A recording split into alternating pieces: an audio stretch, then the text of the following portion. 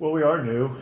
Some that we were counting on having to replace, and some that we weren't counting on. That's the way it happens sometimes. Late in the summer, both Ashton Palmer and Sherberg had some personal things that came up in their families, and Ashton decided to use his last year down in closer to home, closer to his family. Sure is an instant. His family problem was an ongoing one, something that I was aware of, something he and I had talked about, and so was not surprised when he decided to take me up on my offer to let him miss a term. And very supportive of that. And despite what there's a lot of rumors out there that he's not coming back. As of right now, he's planning on coming back, and it's something that if we can ever talk, it's a private matter. If we can ever talk about it, then people will certainly understand. We're very supportive of him, and he's determined to come back and get his degree and play his senior year. And we're saving a scholarship for him, the scholarship that he had. So we weren't expecting to replace those two, but just about everybody else we were. 2 years ago, we got into a situation where we needed a big class, and it ended up being a lot of junior college and junior transfers, and so those guys left us last year, and we needed to replace them. With that, we tried to turn a negative into a positive and really try to balance out our class this time. So we took three senior transfers, all from the University of Pacific. Jacob Lampkin and DJ Ursery were the first two that we signed. Both of them played in the shootout, actually played against us in the shootout when they were freshmen, so they were aware of UAA and the shootout and the program. In addition, Jacob had played in high school with Suki Wiggs, so he had even a little more information, and so they actually contacted us after the season. Actually, Jacob contacted us, and we took it from there. And DJ joined him, and then shortly thereafter, we were still looking for a point guard, and Malik Haynes was available also. A lot of times people wonder about one-year transfers. Are they disgruntled? All those types of things. These are three kids that would still be at University of Pacific if they were allowed to still be at the University of Pacific. They were playing for their third coach in 3 years, and the current coach there decided that he wanted to get his own players in. And unfortunately, for a lot of kids, scholarships are 1 year renewable, and so they really didn't have a choice. They were told that their scholarships weren't going to be renewed, even though, especially Jacob had a lot of success, basically in a different system. Coach wanted new players, and so we're really excited about those guys. They're high-quality individuals. Jacob scored 18 against Gonzaga last year. He was 9 of 11 from the field, so he's a high-level post player. He's a very good post player at that level, so he'll be a very good post player for us. DJ is a long athlete who can attack the basket and disrupt defensively, so it's something we haven't had a whole lot of lately. And then Malik Haynes is a true point guard. Malik his freshman year played in junior college, and as a freshman led his Saddleback team to the California State Championship, that's all they play against. They don't play against national JUCOs, so they won the title with him playing the point guard as a freshman. And so he's a winner, and so we're excited to have those three guys for their talent, but also it helps us balance out our classes. Now, we have three seniors on scholarships. Drew Peterson is also a senior, but he was a kid who came and paid his own way and sacrificed. And so we have those four, but we get three scholarships back. We have a good number now of juniors, sophomores, and freshmen, and so hopefully in the future we're not getting more than 3 or 4 kids per class. And so we were really excited about that. Some of the other kids we're bringing in, Malik Clements, started 10 games 2 years at North Dakota State and had a knee injury before last year, and so took a medical red shirt. and during his time off, decided he wanted to experience something else. Again, he could have gone back, and you know, he wasn't disgruntled. He just was looking for a different experience, and we happened to be in the right place at the right time, and he's coming in. He's 6'3", 6'4", strong, 210-pound guard, can play multiple positions, and like I said, I mean, he averaged 6 or 7 points and started 10 games for a North Dakota State team that was one away from going to the NCAA tournament 2 years ago. So we're excited about Malik. Josiah Wood is a young man coming from junior college as a junior, 6'5", very multifaceted player, can play the 1 through 4 positions.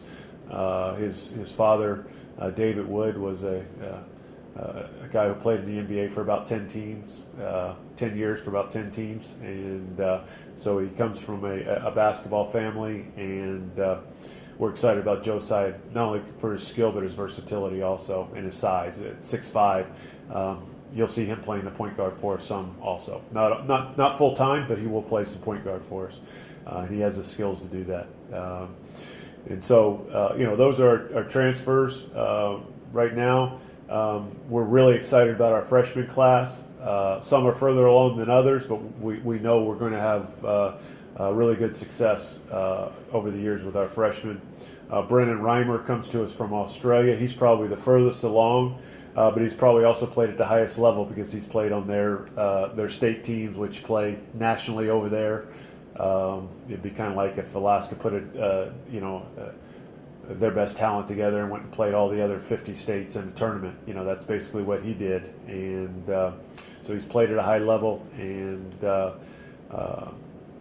he also played for one of our former players, Steve White, who played for us 3 years ago, was his coach over there. So I was able to see Brennan play over here in the States, and then having Steve White's word for it also. Steve knows what we need in our program. It was a no-brainer, and so we're excited about Brennan. And we have the Alaska freshmen that are coming in. My son Kylan and Eric Jenkins, who played at Diamond, won a state championship, played in the state state championship game 2 years ago. Both of them, I think, have a high ceiling, and we're getting them in the weight room. They're getting bigger and stronger and more athletic each day, in addition to learning the college game. And I think that they're both going to be excellent players as we move forward. Early, we also added Austin White from the Nilchik, who was the Gatorade Player of the Year, 6'7", 6'8", good athlete. I think that Austin is going to be a good player for us. His difficulty right now is learning to play against people his size. He's playing against 6-foot post players a lot over the years, and that takes some adjustment. Good thing is we have Brian Pearson and Jacob Lampkin and Curtis Ryan that are battling against him every day, and so he's going to get better. Whether he plays this year or whether we're redshirting, we haven't determined yet, but we're excited about his talent. And then 2 kids we added late, Ryan Traylor from Bartlett, who was a third-team All-State, can really shoot it.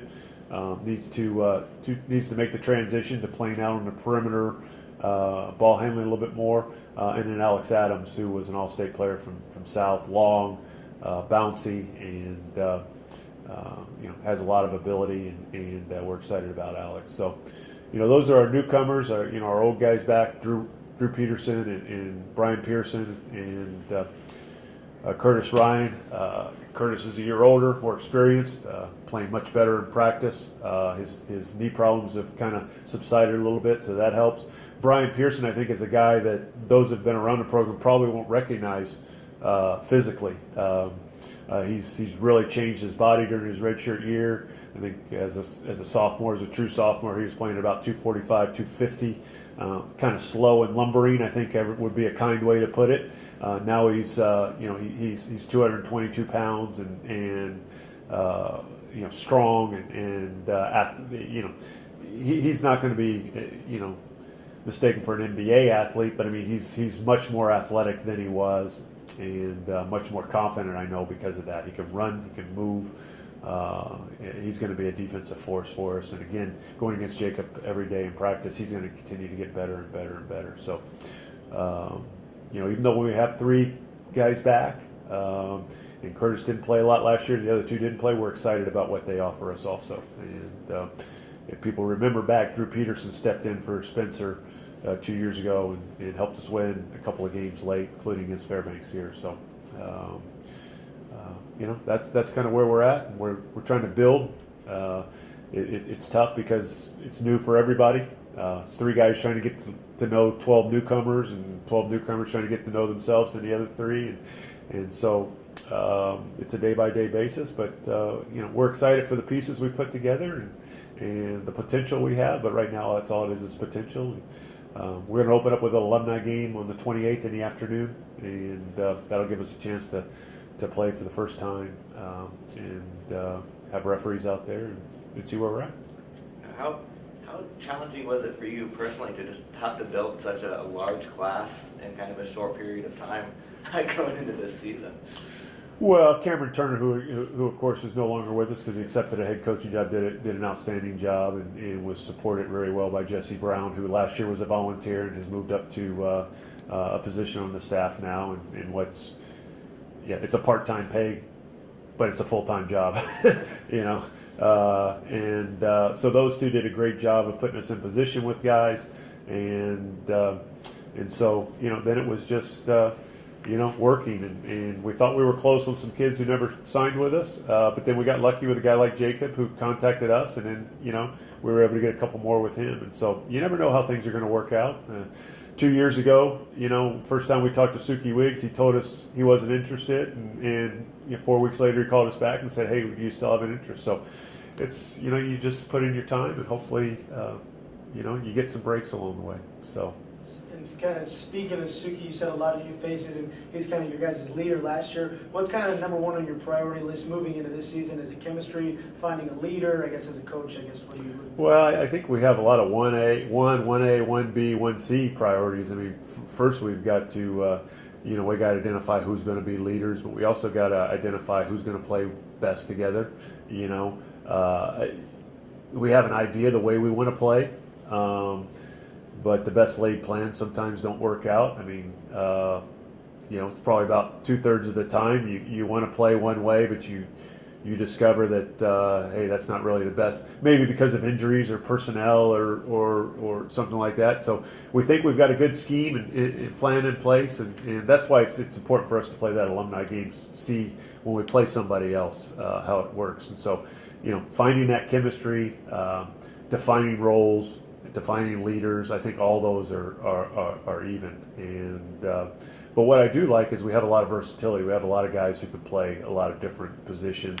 We will play different from the way we've played the last few years. We will play a little bit closer to the way I would say we played my first 9 or 10 years, where we're playing more 4 guys on the perimeter with a single post. The last 4 or 5 years, a couple of years, we had the 1 year where we didn't have a really post player and we were playing 5 guards, so we did things a little different. The last 2 years with some of the skills we had, we played a little bit more of a isolation or, attacking brand of basketball. I think you'll see us going back to playing more of an assist-based, passing-based, with a single post who can score, similar to, what we did with Taylor Roeder during the Taylor Roeder years. Before him, Malcolm Campbell for a little bit, and before that with Carl and McKay and those guys. And so, we'll be preaching, don't turn the ball over, make the extra pass, let's score off assists and not just individual effort. I know you just opened up practice with this team, and you mentioned their potential. How much, or how many, in terms of growing pains, what have you liked and what haven't you liked in the first opening days of practice? Well, I like most of the stuff. I mean, of course, there are frustrations just because you're teaching such different levels of experience, and so I think a great example is that the high school kids for the past few years, they could sit in practice and they could probably daydream a little bit because they knew exactly what their coach was talking about because he was trying to coach the younger guys, the JV kids and stuff like that. You're usually coaching down to your weakest, person in identifying the system, and so their attention is something that we're constantly have to harp on, getting them to really feel a sense of urgency and how quickly it's going to come and how you have to pay attention to the detail. So that's a challenge. That's part of coaching also, and I think they're doing a good job. They're getting better each day. That's all you can ask. I think we're lucky with a few of the guys, especially the Pacific guys, although their system wasn't just like our. A lot of the concepts were similar, especially defensively. So some of the defensive stuff we've introduced, they've picked up really quick, and they've actually helped some of the freshmen with that stuff also. And but it's challenging. I mean, you know, we've got two guys named Malik. We still haven't figured out how to identify, you know, which one. So you know, there's all those little things that you don't even think about, and you know, occasionally we'll call the wrong guy the wrong name. You know, Alex Adams, I've known since he was 3 years old, and his brother Luke was the same age as my oldest son Sagan. They were around each other a lot, so. You know, Alex looked at me crosswise a couple times because I've called him Luke. You know, and it just happens. But you know, it's part of it. We've got about 12 more practices before we have to really play for good, and hopefully we'll be pretty close to being able to, you know, do a good job. And you mentioned that when you were going through the roster, you mentioned your son. What's it been like so far to kind of, I guess, put the coaching, you know, whistle on and coach him as, you know, as not your son, just another player? I've, you know, I think it's been great. I think Kylan's maturity level, attacking, you know, his schedule and what he's supposed to do. You know, it's a big change for any high school kid coming out. You know, the demands. There's no bells. There's no mom and dad to wake you up and make sure you're going to school in the morning. You know, you might have 2 classes one day and 4 the next. You throw in study halls and weight sessions and those types of things. It's challenging, and he's really attacked that the proper way. So he's made it easy. I try to, you know, yell at him just like I yell at all the other guys. He gets yelled at sometimes. He gets, you know, benefit of the doubt sometimes. But, you know, so far, usually when we get into practice, I don't even think about it that much. You know, maybe I'll reflect later on about, you know, an incident that happened in practice, you know, and I'll realize that either he wasn't part of it, but he's listening to what I say, you know, but you know, kids grow up quick and they leave the nest, and you know, to have him around is nice each day to see, you know, because otherwise he could be down in Washington or someplace else, and we're seeing him at Christmas and you know, May to July, so to have him around each day. It's kind of nice. This is probably one of the first times you ever coached your children in the sport, huh? It's the second time.